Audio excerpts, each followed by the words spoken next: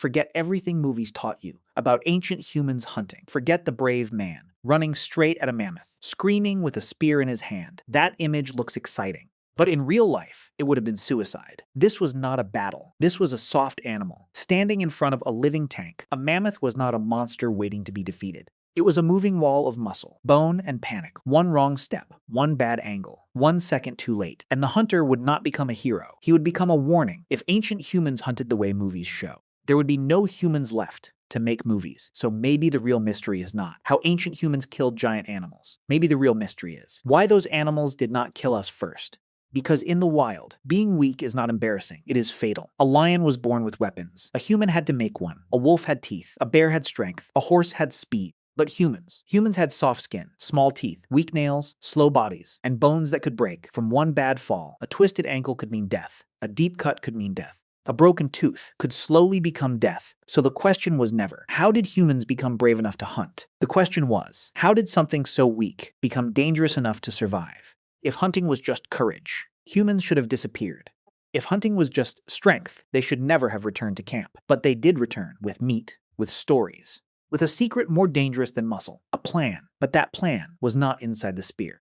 That plan did not begin when the animal appeared. It began much earlier, maybe with a footprint, pressed into wet ground, maybe with broken grass, maybe with fresh dung, maybe with the smell of animals. Near water, one hunter could kneel down, touch the dirt, and understand something invisible. The herd had passed here. It was moving slowly. It was nervous. It might return. Ancient hunting was not just chasing. It was reading the land, reading the wind, reading fear, reading the animal's next move. Before the animal made it, the spear was in the hunter's hand, but the trap was already on the ground. One person watched the tracks, another checked the wind, others moved quietly around the side. The animal was not facing one hunter. It was walking into an idea, but even the best idea needed proof.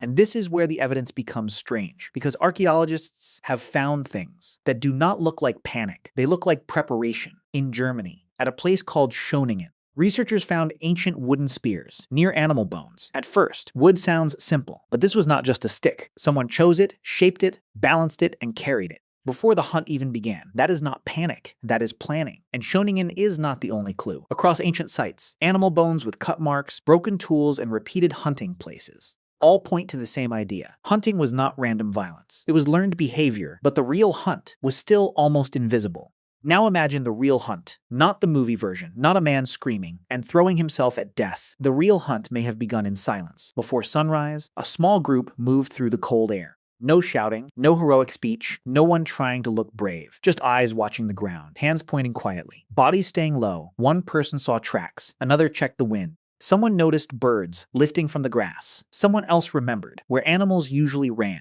when they were scared, and slowly the group spread out. The animal did not know it was surrounded. It only saw space, a gap between trees, a path through the grass, a way out. But that way out was the only place humans wanted it to go. Left side blocked, right side watched. The open path ahead was not freedom. It was the trap, because by the time the animal started running, it may already have been too late. But smart hunters did not attack every time. Ancient humans did not try to kill every animal they saw. That would have been stupid and dangerous. A huge animal meant meat, but it also meant risk. One broken leg, one deep wound, one hunter crushed under a frightened animal could hurt the entire group. So ancient people had to ask a question, more important than bravery. Is this worth it? Sometimes the best choice was to follow tracks. Sometimes it was to wait, sometimes it was to take smaller animals, sometimes it was to use traps, sometimes it was to scavenge what another predator left behind, and sometimes the smartest hunt was the one they refused to begin. Ancient humans were not successful because they attacked more. They were successful because they knew when not to attack, but that still leaves one myth standing in the way. The myth gives us one man with one spear, but one man forgets, one man panics, one man dies. A group remembers, a group surrounds, a group survives. That was the difference, not one hero. Many memories, many eyes, many hands, and one shared plan. Someone knew the tracks, someone knew the season, someone knew where animals crossed the river, someone remembered what happened last time. Someone waited in the right place, at the right moment. The hunt was not only the moment of killing, it was knowledge. Moving through a group, not one brave body, many minds, moving as one. You may have heard another version of the story, that ancient humans simply ran animals until the animals became too tired to escape. And maybe, sometimes, that did happen. Humans can sweat. Humans can keep moving for a long time. Humans can follow, wait, follow again. But that was not the whole story. Ancient hunting was not one magic trick, it was a toolbox. Sometimes it was endurance. Sometimes it was fire. Sometimes it was a trap. Sometimes it was silence. But the most powerful tool was prediction, knowing what the animal would do. Before it did it, the danger was not only in the attack. The danger was in the thinking before the attack. And that means the real story of hunting was never about humans becoming stronger animals. It was about humans becoming something animals could not predict.